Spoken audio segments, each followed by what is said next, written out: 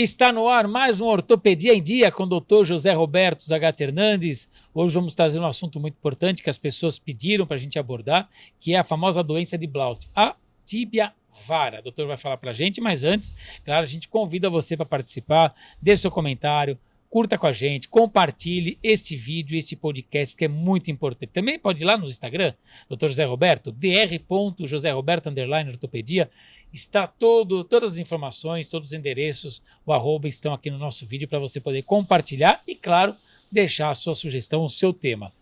Nós já tivemos aqui pessoas participando, né? Convidados, doutor José Roberto. Então você pode também citar um tema, quem sabe a gente não traz também outros convidados para participar. Venha fazer com a gente o podcast, tá bom? Doutor José Roberto, obrigado pela sua presença. Hoje nós vamos falar sobre a famosa tíbia vara, que é a doença de Blount. O que é isso, doutor José Roberto? Para o pessoal poder entender um pouco mais. Obrigado, Edmir. Obrigado, equipe. Esse é um assunto que eu gosto muito. Antes de iniciar a gente começar a nossa conversa, eu vou te explicar por quê. Achei a palavra. É um privilégio você ser um médico que consegue cuidar de todas as etapas dessa doença. Eu vou te explicar por quê. Porque as primeiras etapas, né, antes você pode tratar, logicamente, com órtese e tudo, mas as cirurgias mudam ao longo da doença, entendeu? Na última fase da doença, a cirurgia melhor indicada é o fixador externo. Então, na verdade, eu consigo tratar como ortopedista pediátrico e especialista em fixador externo o paciente dos primeiros estágios até os últimos estágios. Isso é um privilégio, entendeu? Quantos estágios normalmente são? Então, são os estágios de Langerskild, na verdade, né? Então, o começo, ele é muito parecido com a tíbia vara mesmo do nenê. A gente nós todos nascemos com a tíbia vara. Então, esses estágios iniciais de crescimento, então, você vai de tíbia vara, né? Em torno de 1 ano e meio, por aí, a sua perna começa a ficar mais retinha. Em volta dos 3 anos e meio, existe o pico do valgismo, que a perna fica ao contrário. Então, o varo, só para vocês entenderem, é o do cavaleiro, do cowboy, que tem a perna neste sentido assim, ó. Tá? Essa é a perninha do cowboy. O valgo é a perninha em X. Então, de acordo com os estágios iniciais, tá? Eles mimetizam, os primeiros estágios de Langerskild mimetizam os estágios que são fisiológicos, entendeu? Então, por Mas isso tem sinais, papai e mamãe que estão vendo, eles conseguem observar, opa, calma que tá dando algum probleminha aqui. A gente precisa ter um feeling, né, de saber o ângulo da perninha. Então, o raio-x ajuda a gente. Existe um ângulo que a gente calcula, né, que ele vai apontar pra gente, e ele vai falar pra gente que, ó, esse tem 97%, isso aí do livro mesmo, 97% de chance de ser Blount, e 97% de chance de não ser Blount, entendeu? Então, comete, por exemplo, já primeiro aninho de vida, segundo aninho, ainda nenezinho, como é que a gente começa a perceber qual a incidência aí normalmente nesse histórico que você tem através dos seus pacientes, doutor? Os pais vão chegar em torno dos 2 anos. 2 anos. Entre os 2 e no máximo aí 3 anos você pode tratar com órtese.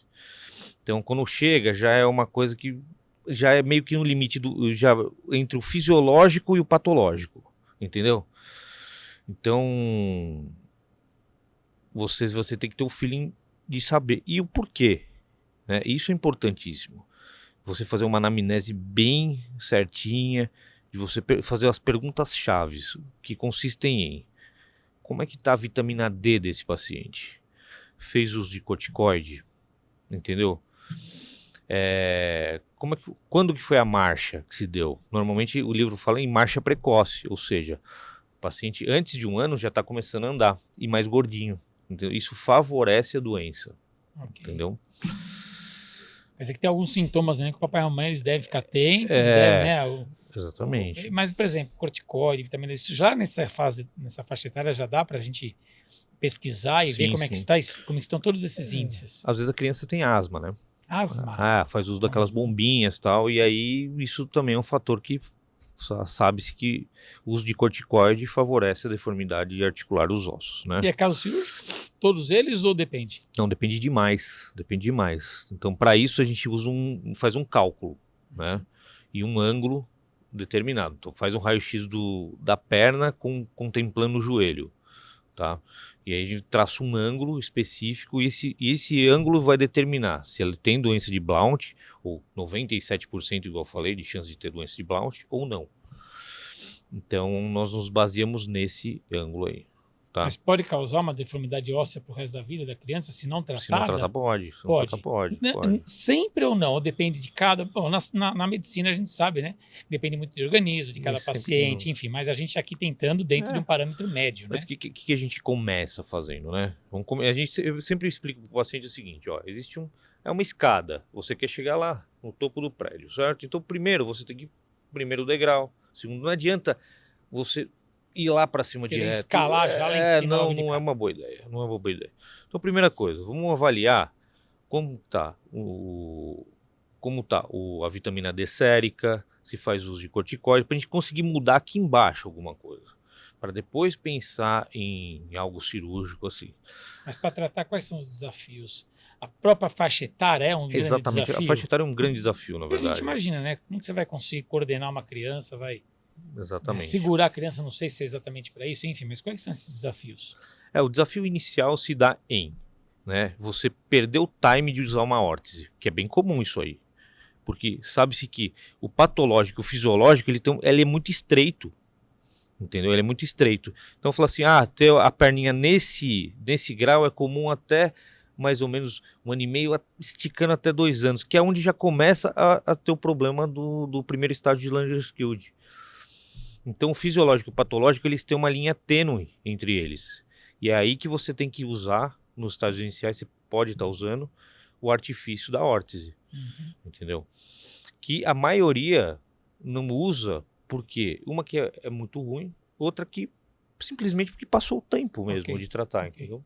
Perdeu o time do momento, exatamente. E só a tíbia vara que tem essa doença ou outros órgãos também ali em torno também podem afetar através dessa doença de Blount? Ou é sempre a tíbia vara? Não, essa doença em questão chama-se tíbia vara de Blount. Tíbia vara de Blount. É algo genético que se dá, que favorece, é um aumento da parte da pressão medial da tíbia que causa essa deformidade. Somente na tíbia ela causa essa deformidade? Exatamente, causa essa deformidade na tíbia. Tá. E vai aumentando a pressão, até um ponto que a coisa fica muito grande, muito intensa, né? A criança para de andar, literalmente, porque a perna ela vai ficando de uma deformidade incrível. Visível, olho nu completamente, assim, dá para ver. É uma coisa que, assim, depois a gente pode compartilhar alguns casos que eu tenho, né, de tíbia vara de Blount, que como eram e como ficaram. Falando nisso, uma pausa aqui, lembrando que você quiser saber outras informações sobre o assunto, nas redes sociais do Dr. José Roberto Sagatti Hernandes, nós temos outras postagens que a equipe de comunicação do Dr. José Roberto preparou. Então, lá no Instagram, dr.joseroberto_ortopedia, lá nós temos, está aqui no nosso vídeo, tá bom? Lá você vai encontrar, se fizer ali passear, tem muita informação importante, né, sobre vários assuntos, inclusive já várias postagens sobre esse assunto, que realmente as pessoas têm interesse, né? Só quando ela vivencia, ela quer saber. Então, como acomete a criança, então as pessoas estão procurando bastante sobre esse assunto, por isso que a gente, inclusive, está trazendo aqui. É muito importante a gente falar. Desculpa cortá-lo, por favor. Imagina. E a gente vê que melhora a qualidade de vida incrivelmente, né? Então, assim, eu tenho uma criança lá na prefeitura que ela não conseguia ir daqui até a porta, por exemplo. O máximo que ela conseguia dar sequencialmente eram 4 passos. Tamanha deformidade. Hoje tem uma vida normal. Então, é uma doença que, se você atua de forma efetiva, você consegue transformar o futuro mesmo da pessoa, da qualidade de vida, etc, etc. Isso é muito, muito, muito legal. Mas o que determina, vamos fazer cirurgia ou não vamos? Que estágio, que momento que se decide a isso, já que não são todos os casos que são cirúrgicos? E, novamente, qual um prazo médio? Claro, lembrando, mais uma vez, nós estamos falando de casos médios, né?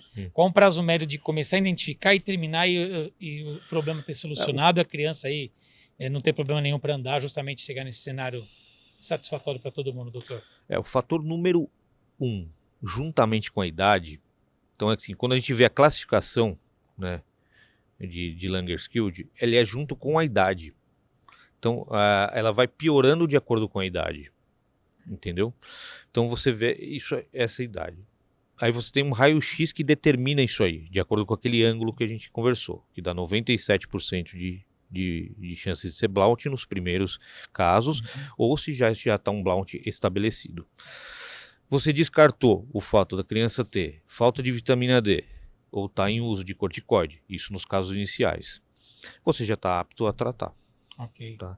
E as cirurgias do começo, como é que são? Isso muda, né? Porque assim, a deformidade vai aumentando de tal forma que a perna literalmente ela vai dessa situação até ficar fechada, assim, vai deformando demais. Tem casos mesmo. bem graves que fecham mesmo. Bem graves mesmo. Então, assim, o que acontece? Isso determina demais, né? Uma cirurgia só ou precisa necessária de algumas durante esse processo? Normalmente... A criança cresce, a perna vai crescer, enfim. Não, nos casos iniciais, uma cirurgia só. Uma cirurgia Uma só. cirurgia só. Temos técnicas para isso, ou com cunha de adição, ou com cunha de subtração, ou fazer uma osteotomia cupuliforme, onde você está aqui, a parte articular está deformada, você faz uma osteotomia cupuliforme aqui, ó, desse jeito, e você roda sobre o osso e fixa. Simples assim. Tirou os fiozinhos ou o parafuso, está resolvido o problema.